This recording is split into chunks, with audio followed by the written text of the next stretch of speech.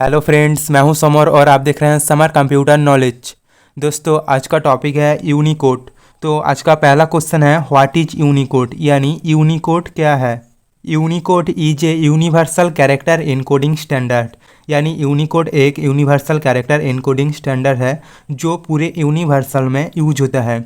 This standard includes राफली 1 lakh characters, language, scripts and symbols, यानी इस स्टैंडर्ड में लगभग 1 लाख कैरेक्टर्स, लैंग्वेज, स्क्रिप्ट्स और सिम्बल्स शामिल होता है। ईच लेटर, डिजिट और symbols has its own unique Unicode value, यानी प्रत्येक लेटर, डिजिट या सिंबल की अपने अपने एक यूनिक यूनिकोड वैल्यू होता है।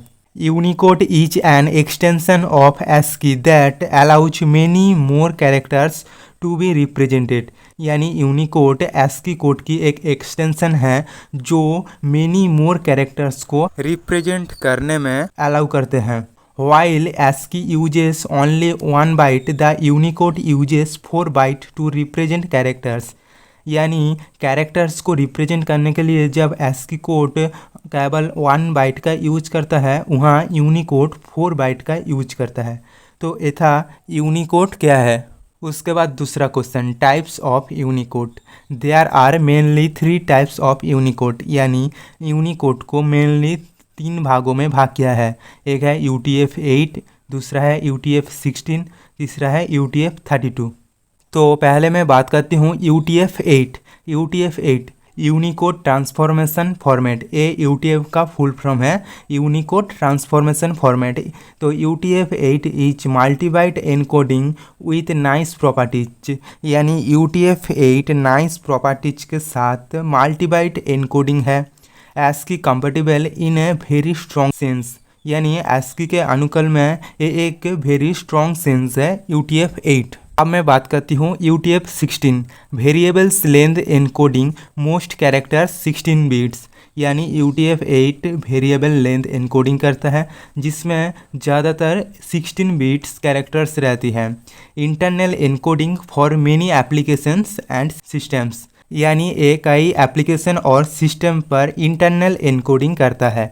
अब मैं बात करती हूँ UTF-32, very simple and straightforward, यानी UTF-32 एक सिंपल और स्ट्रेट फॉरवर्ड है, used on some Unix system for internal processing, यानी इसका यूज कुछ यूनिक सिस्टम पर इंटरनल प्रोसेसिंग के लिए किया जाता है। तो ये था टाइप्स ऑफ यूनिकोड। उसके बाद तीसरा क्वेश्चन, एडवांटेज ऑफ यूनिकोड, यानी यूनिकोड के कुछ एडवांटेज। तो पहला, it is a global standard for encoding, यानी यूनिकोड जो एनकोडिंग है वो एक ग्लोबल स्टैंडर्ड है, यानी पूरी यूनिवर्सल में इसका यूज होता है।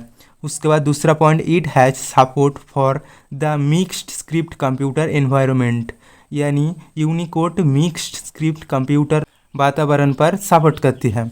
उसके बाद अगला point, the encoding has space efficiency and hence saves memory, यानी यूनिकोड एनकोडिंग का स्पेस दक्षता बहुत ज़्यादा है, इसलिए ये मेमोरी को सेव करता है। उसके बाद अगला point, A common scheme for web development, यानी ये वेब डेवलपमेंट के लिए एक कॉमन स्कीम होता है। उसके बाद अगला point, increases the data interoperability of code on cross platforms, यानी एक क्रॉस प्लेटफॉर्म्स पर कोड की डाटा इंटरऑपरेबिलिटी बढ़ाता है। उसके बाद अगला point, saves time and development cost of applications, यानी यूनिकोड की मदद से एप्लीकेशन तैयार करने पर टाइम सेव होता है और डेवलपमेंट कॉस्ट भी कम होता है। तो ये था कुछ एडवांटेज ऑफ यूनिकोड। उसके बाद अगला क्वेश्चन, डिसएडवांटेज ऑफ यूनिकोड, यानी यूनिकोड की जो डिसएडवांटेज है वो है, a significant disadvantage of the Unicode is it's memory requirement for UTF-16 and UTF-32, यानी यूनिकोड की एक महत्वपूर्ण डिसएडवांटेज है UTF-16 और UTF-32 पर मेमोरी की बहुत आवश्यकता होती है। Unicode requires more space because it has a large variety of characters, यानी यूनिकोड को ज़्यादा स्पेस की आवश्यकता होता है क्योंकि ये बड़े और विभिन्न कैरेक्टर्स यहाँ पर होता है। It uses more byte for larger alphabetic symbols, यानी ये बड़े अल्फ़ाबेटिक सिम्बल्स के लिए ज़्यादा बाइट्स का यूज करता है। तो ये होता है यूनिकोड का डिसएडवांटेज। उसके बाद मैं बात करती हूँ एग्जाम्पल्स ऑफ यूनिकोड यानी यूनिकोड की एग्जाम्पल्स। तो यूनिकोड रेंजेस यानी यूनिकोड की जो रेंज होता है U+000000 टू U+10FFFF यानी यूनिकोड की रेंज होता है। तो मैं कुछ एग्जाम्पल दिखाती हूँ यूनिकोड की। तो पहले जो सिंबल लेता हूँ वो है एम्परसेंट। तो एम्परसेंट की जो यूनिकोड है वो है U+0026। उसके बाद लेता हूँ मैं इन्फिनिटी। तो इन्फिनिटी का यूनिकोड है U+221E। उसके बाद मैं लेता हूँ डॉलर। तो डॉलर की जो यूनिकोड है वो होता है U+0024।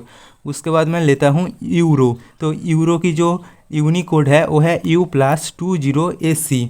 उसके बाद मैं लेता हूँ पाउंड। तो पाउंड की जो यूनिकोड है वो है U+00A3। उसके बाद है इंडियन रूपी। तो इंडियन रूपी का यूनिकोड है U+20B9। उसके बाद है कॉपीराइट, ये होता है कॉपीराइट का सिंबल। तो इसका यूनिकोड है U+00A9। उसके बाद है रजिस्टर्ड ट्रेडमार्क, ये रजिस्टर्ड ट्रेडमार्क की सिंबल है। इसका जो यूनिकोड है वो है U+00AE।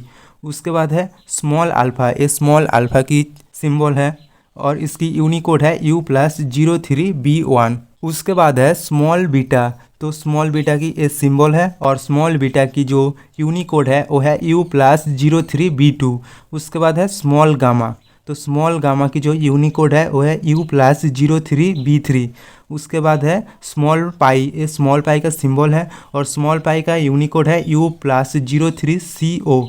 उसके बाद है कैपिटल सिग्मा, ये कैपिटल सिग्मा का साइन है और उसकी यूनिकोड है U+03A3।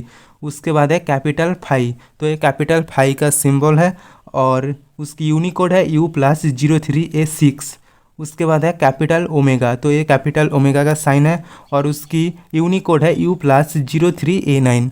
तो ये था कुछ एग्जाम्पल्स ऑफ यूनिकोड। तो जो यूनिकोड है वो पूरी यूनिवर्सल पर यूज होता है। पूरी यूनिवर्सल के लैंग्वेज, स्क्रिप्ट्स, कैरेक्टर्स यानी सभी जगहों में इस कोड का यूज होता है। मतलब इस कोड का ज़रूरत ASCII कोड से भी ज़्यादा है। तो दोस्तों आज के लिए बस इतना ही, मिलते हैं नेक्स्ट वीडियो में। दोस्तों आप BCD कोड क्या है जानना चाहते हो तो एंड स्क्रीन पर लेफ्ट वाली वीडियो पर क्लिक करना, और ASCII कोड क्या है जानना चाहते हो तो एंड स्क्रीन पर राइट वाली वीडियो पर क्लिक करना। और ऐसे ही कंप्यूटर नॉलेज बढ़ाना चाहते हो तो चैनल को सब्सक्राइब करना।